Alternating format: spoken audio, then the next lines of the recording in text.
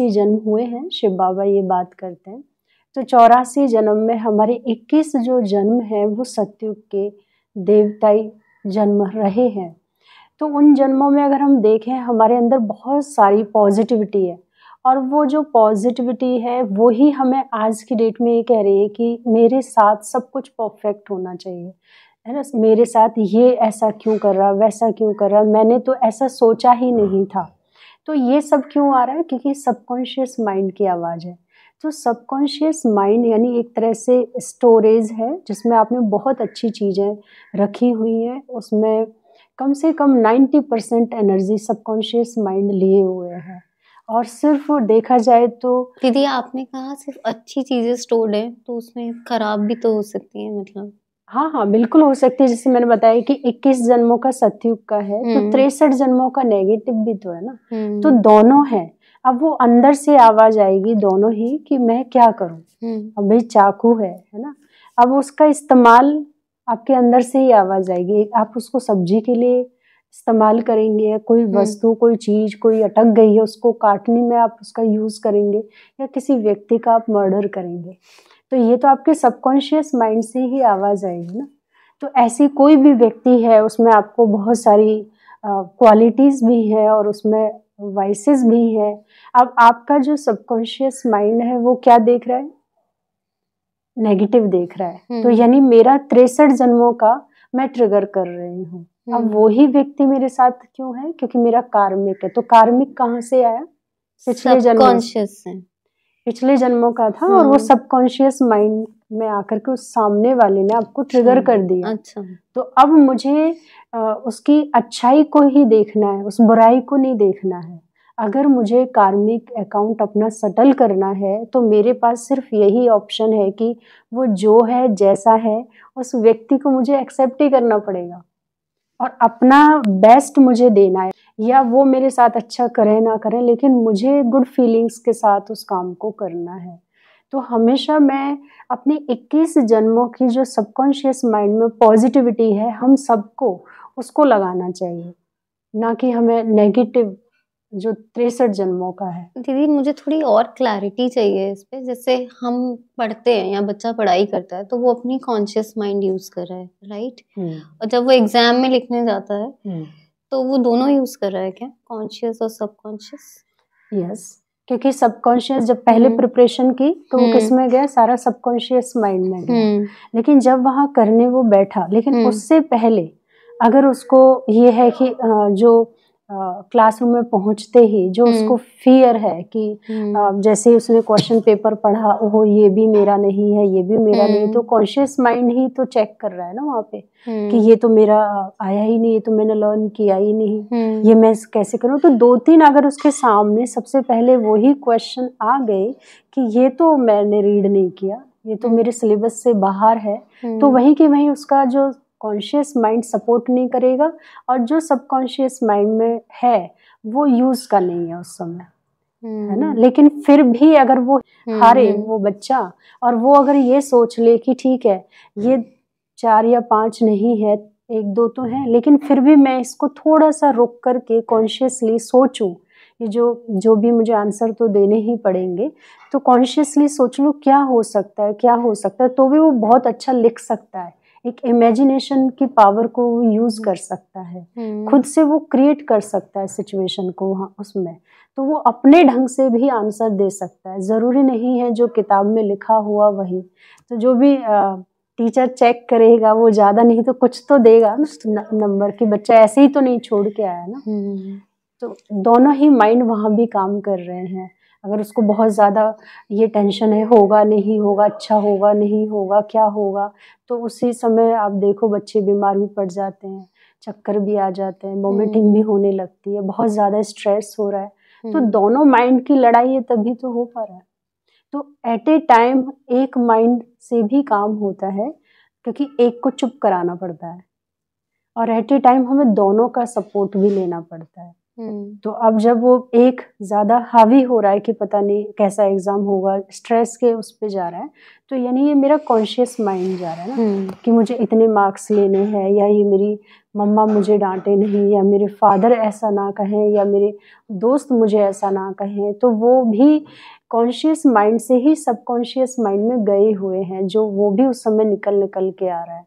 तो दोनों माइंड पर कंट्रोल होना चाहिए। तभी कहते हैं ना, परमात्मा ने हमें 2 गिफ्ट दिए हैं, एक बॉडी और दूसरा माइंड। तो माइंड भी 2 हैं, कॉन्शियस और सबकॉन्शियस। तो इसलिए कहते हैं ना, जैसा संग वैसा रंग। तो कॉन्शियस माइंड को तो हम संग से भी बहुत बचा सकते हैं। अच्छा संग, अच्छा कंटेंट क्यों पढ़ने के लिए कहा जाता है, लेने के लिए कहा जाता है, क्योंकि उससे हम इनटेक कर रहे हैं ना, कॉन्शियसली हम उन चीज़ों को देख रहे हैं, हमारा फोकस है। और ऐसी चीज़ों में हमारा कंसंट्रेशन भी बहुत ज़्यादा बढ़ जाता है, तो सीधा हमारे सबकॉन्शियस माइंड में जाता है। तो वो फिर अपना भी हमारा पिछला है, तो वो भी वहाँ पे मिक्स हो जाता है। पावर फिर पूरी नेगेटिव चीज़ों को मिलती है हमारे सबकॉन्शियस माइंड की। ये जो मुझे समझ आया अभी तक कि सबकॉन्शियस माइंड हमारा मेमोरी बैंक हो गया एक तरीके से, राइट। और वो यादें आती हैं या वो मेमोरीज ट्रिगर होती हैं, वो सबकॉन्शियस माइंड है। तो अब मेरा अगला सवाल इसी से जुड़ा है, हम इसको फिर ट्रेन क्यों करें? चीज का, जैसे आपने कोई मशीन ली है ना, तो डेमो के लिए आप बुलाते हो। कोई भी आपने प्रोडक्ट खरीदा, भाई इसका यूज कैसे है, इवन चाहे घर में मिक्सी भी हो तो कैसे चलानी है, तो हम हर चीज की ट्रेनिंग देते हैं ना। तो ऐसे ही हमारे पास सबकॉन्शियस माइंड है, और उसके पास 80% एनर्जी है हमारी, ये कह सकते हैं ना। तो जो मेरा ही अपना एक कहेंगे कि फैकल्टी है, ऑर्गन है, तो मैं उसको ट्रेन तो मुझे करना पड़ेगा। अगर मैं सपोज ये हाथ है और मैं इस हाथ का कभी इस्तेमाल नहीं करती, तो जबकि इसमें बहुत पावर है, हमेशा मैं यही हाथ यूज कर रही हूँ, तो ये डेड हो जाएगा ना। तो ऐसे ही जो सबकॉन्शियस माइंड है, उसको ट्रेन करने का तरीका होता है, रात को सोने से पहले आप मेडिटेशन करें। जैसे अभी कुछ दिन पहले परमात्मा ने कहा कि उनको आधा घंटा बैठ के बेड पर आप याद करके सोएं, अच्छी बातें करें। इससे क्यों, वो कहने का भाव है उनका कि सारे दिन का जो भी नेगेटिव है, फाइल्स जो ओपन हो रखी हैं, वो क्लोज हो जाए ड्यूरिंग मेडिटेशन। और फिर दूसरे दिन की भी मन प्लानिंग करेगा, ऐसे करना वैसे करना है, तो वो भी एक तैयारी हो जाए। फिर तीसरे स्टेप पे आता है परमात्मा से ध्यान लगाना। एकदम से रात को आपका परमात्मा में ध्यान नहीं लगेगा, पहले तो मन सारे दिन की दिनचर्या बताएगा, ऐसा हुआ वैसा हुआ, तो वो आपको बातें करनी है वहाँ पे, हाँ ये हुआ, अच्छा मैं ऐसे करूँगी वैसे करूँगी। तो फिर दूसरे दिन के लिए मन कहेगा, अच्छा फिर कल मुझे वहाँ जाना, ये करना वो करना है, तो उसमें भी फिर आपको कहना हाँ बिल्कुल ठीक है। जब कल की भी तैयारी हुई, आज का क्लोज हो गया, फिर आपका ध्यान परमात्मा में लगेगा। और जब ध्यान लगेगा तो कुछ अनुभूति आपको होगी, शांति की होगी, प्रेम की होगी, पवित्रता की होगी। फिर अंदर से पॉजिटिव इंटेंशन आती है व्यक्ति के अंदर, एक अच्छा थॉट आएगा आपका, जो आप जुड़े हुए, जिसमें आपका वजूद है, आपका पहचान है, जो आप चाह रहे हो, अंतरात्मा की एक आवाज अंदर से आएगी, और वो फिर आप संकल्प लेके सोओगे कि हाँ मुझे ये करना है। तो फिर पूरी रात वो सबकॉन्शियस माइंड काम करता है, सुबह उठते भी वही थॉट आता है। फिर आप अब जितनी भी जीवन में परिस्थिति आती है, उनको अपने हिसाब से, अपने एम के अकॉर्डिंग, जो आप करना चाह रहे हो उसके अकॉर्डिंग उनको ले भी सकते हो और लेट गो भी कर सकते हो, या उनको ढाल सकते हो, डिज़ाइन कर सकते हो कि ये परिस्थिति भी मेरे को कुछ कह रही है, मुझे आगे बढ़ा रही है, गलत नहीं है, नहीं तो कैसे होगा ना ऐसे। तो ये सबकॉन्शियस माइंड रात को भी काम करता है पूरी रात, और सुबह उठते ही वही विचार आता है। फिर सारे दिन बीच बीच में हमें अपने उस सबकॉन्शियस माइंड से बात करनी चाहिए। अशांत वो भी हो रहा है ना, क्योंकि एक बच्चे का बिल्कुल यूज़ नहीं है और कॉन्शियस माइंड का यानी बहुत ज़्यादा यूज़ है। तो आपके 2 बच्चे हैं तो दोनों का ध्यान देना। इसलिए कहते हैं कि आत्मा माँ है और 2 मन है, यानी 2 बच्चे हैं उस पर, एक कॉन्शियस और दूसरा सबकॉन्शियस। तो सबकॉन्शियस का भी हमें यूज़ करना चाहिए। ट्रेन इसलिए भी करना है क्योंकि इसमें शक्ति है। तो ये सबसे ज़्यादा जैसे कई बार नहीं कहते हैं कि अरे फलानी जगह ऐसी प्रॉब्लम आई मेरे सामने कि मैं सोच भी नहीं सकती थी, और अचानक से जैसे अंदर से एक आवाज आई। तो वो कौन सी आवाज है? वो अंतर मन ही आपको वहां पे साथ दे रहा है, वो सबकॉन्शियस माइंड है। इसी से हारना नहीं चाहिए। अगर सबकॉन्शियस माइंड में हम चले जाते हैं नेगेटिव वाले में, तो व्यक्ति डिप्रेशन में चला जाता है, क्योंकि कॉन्शियसली अब उसका मन कहीं नहीं लग रहा है ना, लेकिन विचार तो अंदर अंदर चल रहे हैं ना। मतलब कि सबकॉन्शियस माइंड इतना हावी हो गया है कॉन्शियस माइंड में कि कॉन्शियस माइंड वर्क ही नहीं कर रहा है ठीक से, मतलब वो उसको सपोर्ट ही नहीं कर पा रहा। जैसे कोई बिना माँ बाप का बच्चा हो तो क्या करेगा, कि कोई उसकी देख रेख नहीं कर रहा, उसकी कैसी परवरिश हो गई। तो इसीलिए सत्संग सुनना चाहिए कहते हैं। तो क्यों सुनना चाहिए? तो सत्संग में सारी बात थोड़ी आपकी काम की है, तो कैसे आप कॉन्शियसली सुन रहे होते हैं, लेकिन अंदर से भी आपकी सबकॉन्शियस माइंड की भी आवाज आती है कि ये सही है, मुझे ऐसे करना, अच्छा मेरी लाइफ में भी ऐसा हुआ है, अच्छा ऐसा होने जा रहा था, अच्छा हुआ मैं बच गई, है ना। तो आप, क्योंकि सबकॉन्शियस माइंड आपको नेगेटिव सपोर्ट भी तो करता है ना। जैसे किसी ने कुछ कह दिया और बहुत 1 घंटे से बोले जा रहे हैं, तो आपका कॉन्शियस माइंड कहेगा कि तुम भी बोलो, तुम्हारे पास मुख है ना, तुम्हें भी बोलना है। तो बोल दिया आपने, लेकिन उसके बाद अब अंदर से गिल्ट आ रहा है। अब ये किसको आ रहा है? सबकॉन्शियस माइंड को। वो कह रहा है कि तुम्हें नहीं बोलना चाहिए था, क्योंकि तुम्हारे संस्कार ऐसे नहीं है ना, तुमने ऐसे क्यों कह दिया। तो वहां पर फिर वो सबकॉन्शियस माइंड हमें सबसे ज्यादा दुखी भी करता है। जो कॉन्फिडेंस की भी बात करते हैं ना, तो वो सबकॉन्शियस माइंड से ही आता है कॉन्फिडेंस।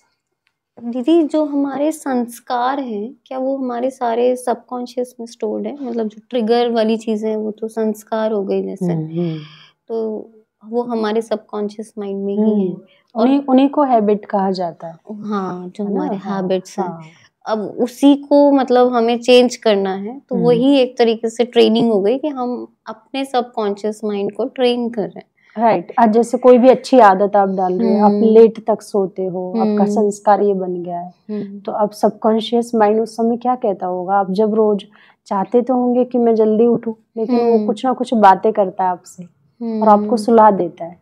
तो उसके लिए ही आपको ट्रेन करना है ना उसको, फिर उसको समझाना है कि अच्छा इतने सालों से हम सोते तो आए, फिर हुआ क्या।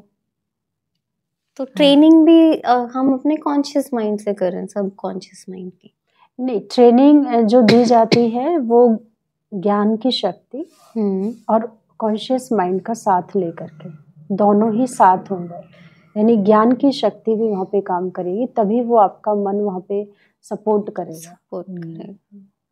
बहुत सुंदर दीदी, ये तो बहुत ही डीप टॉपिक है। हाँ, एकदम से तो नहीं आती चीजें समझ में, क्योंकि खुद से भी हम लड़ ही रहे हैं अपने आप से।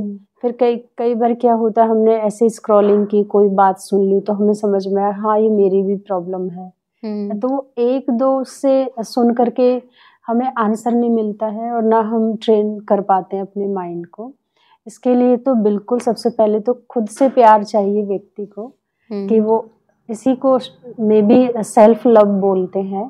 तो जो व्यक्ति खुद से प्यार करता है ना, तो वो अपनी जो कमी कमजोरी है उस पर काम करता है, कॉन्शियसली करता है, और फिर सबकॉन्शियस माइंड का वो सपोर्ट लेता है कि भाई इस बात को मुझे किस तरीके से करना है, कैसे करना है, कम करूं या ज़्यादा करूं, क्योंकि सबकॉन्शियस माइंड में पावर बहुत है, तो इसलिए उसकी परमिशन होना बहुत ज़रूरी है।